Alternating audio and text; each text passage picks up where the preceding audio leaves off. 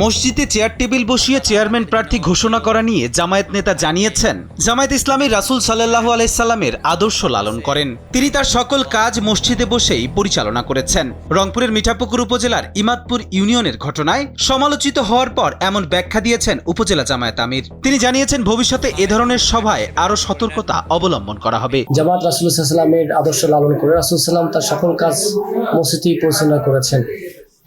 আপনারা ইতিমধ্যে শুনেছেন যে আমাদের একটি প্রোগ্রাম কেন্দ্রে সামাজিক এবং গণমাধ্যম মিডিয়াতে বেশ আলোচনা হয়েছে।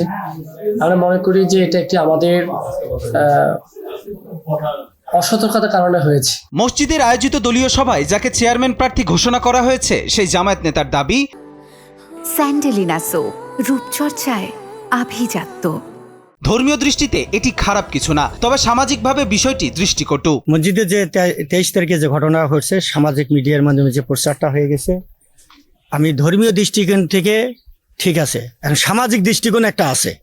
সামাজিক দৃষ্টিকোণ থেকে দৃষ্টিকটু হয়ে থাকে, ইনশাআল্লাহ আমরা আগামীতে এ ব্যাপারে শতভাগ সতর্ক থাকব। এ ঘটনার প্রতিক্রিয়া জানিয়ে উপজেলা বিএনপির সভাপতি বলেন, রাজনৈতিক দলের কার্যক্রম তাদের দলীয় কার্যালয়ে হওয়া উচিত, ধর্মীয় প্রতিষ্ঠান ব্যবহার না করাই উত্তম। অবশ্যই এটা মসজিদের ভাবমূর্তিকে ক্ষুণ্ণ করার জন্য করা হয়েছে, কারণ একটা রাজনৈতিক দল তার রাজনৈতিক কার্যক্রম পরিচালনা করবে, তাদের রাজনৈতিক কার্যালয় থাকবে, তারা বিভিন্ন ধরনের মাঠে কাজ করবে, কিন্তু মসজিদের মধ্যে বসে, যেখানে ধর্মীয় একটা প্রতিষ্ঠান, সেখানে বসে তারা একটা রাজনৈতিক কার্যক্রম পরিচালনা করতেছে, এটা অবশ্যই একটা নিন্দনীয় কাজ। জানা গেছে, মিঠাপুকুর উপজেলার ইমাদপুর ইউনিয়নের বর্তমান চেয়ারম্যান ও জামায়াত নেতাকে দলীয় শৃঙ্খলা ভঙ্গের দায়ে বহিষ্কার করা হয়। তার জায়গায় নতুন চেয়ারম্যান প্রার্থীর নাম ঘোষণা করতে গিয়ে মসজিদের ভেতর চেয়ার টেবিল নিয়ে রাজনৈতিক সভা করে দলের নেতাকর্মীরা। এতে দেশব্যাপী তীব্র সমালোচনার মুখে পড়েন তারা। দলটির এমন কর্মকাণ্ডকে কাণ্ডজ্ঞানহীন বলে মন্তব্য করেছেন স্থানীয়রা। তারা বলছেন, এই ঘটনায় মসজিদ ব্যবহারের আদব কায়দা লঙ্ঘিত হয়েছে। আমাদের মসজিদ সবার জন্য 10-এর মসজিদ, এই মসজিদে যদি আপনি গুপ্তভাবে জামাতের কর্মী দেখে, তাহলে এটা আমি মনে করি রাজনীতিতে একটা প্রভাব পড়বে এক সময়। মসজিদ একটি ধর্মীয় প্রতিষ্ঠান, তাদের যদি রাজনীতি করার ইচ্ছা থাকে তারা মাঠে ময়দানে রাজনীতি করবে। মসজিদ পবিত্র একটা স্থান, মসজিদে আমরা সবাই পবিত্রতা রক্ষা করব।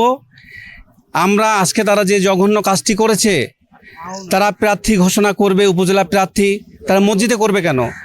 মসজিদ তো আর জামাতের পার্টি অফিস না। তবে এ ঘটনায় পাল্টাপাল্টি বক্তব্য দিয়েছেন উপজেলা জামায়াত ও বিএনপির নেতাকর্মীরা। জামায়াতের দাবি, একটি পক্ষ বিষয়টিকে নেতিবাচকভাবে প্রচার করছে। অপরদিকে বিএনপির দাবি, ইসলামের নাম ভাঙিয়ে প্রতারণার পন্থা বেছে নিয়েছে জামায়াত ইসলামী।